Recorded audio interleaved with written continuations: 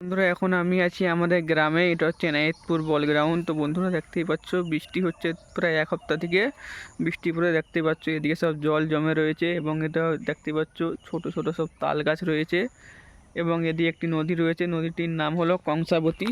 তো বন্ধুরা দেখতেই পাচ্ছ প্রচুর বৃষ্টি হয়েছে এদিকে, আজকে কদিন থেকে প্রচুর বৃষ্টি হচ্ছে এবং মেঘলা মেঘলা আকাশ। তো বন্ধুরা রাত্রেবেলা থেকে বৃষ্টি হচ্ছিলো, এখন বৃষ্টি কমেছে এবং আরও বৃষ্টি হতে পারে। পিছনে দেখতে হচ্ছে আমাদের পিছনে রয়েছে এটা কংসাবতী নদী। তো বন্ধুরা দেখতে হচ্ছে পিছনে রয়েছে তাল গাছ এবং ভিউটা কেমন লাগছে তোমরা কমেন্টে অবশ্যই জানাবে। তো বন্ধুরা দেখতেই পাচ্ছ এটা হচ্ছে কংসাবতী নদী, পুরো ভিডিওটা আপনাদেরকে দেখাচ্ছি দেখুন। এটা হলো কংসাবতী নদী, নদীতে জল বাড়ছে, কদিন বৃষ্টি হয়েছে সে বৃষ্টির জন্য জল বাড়ছে।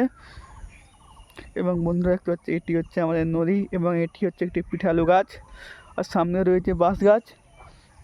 সেই বাঁশ গাছ ঘর হওয়ার জন্য কাজে লাগে, বাড়াবার জন্য কাজে লাগে। আর পিছনে নিচের ভিউটা দেখতেই পাচ্ছ গ্রাউন্ডের সামনে এবং নদীবালের ভিউটা বন্ধুরা দেখতেই পাচ্ছ।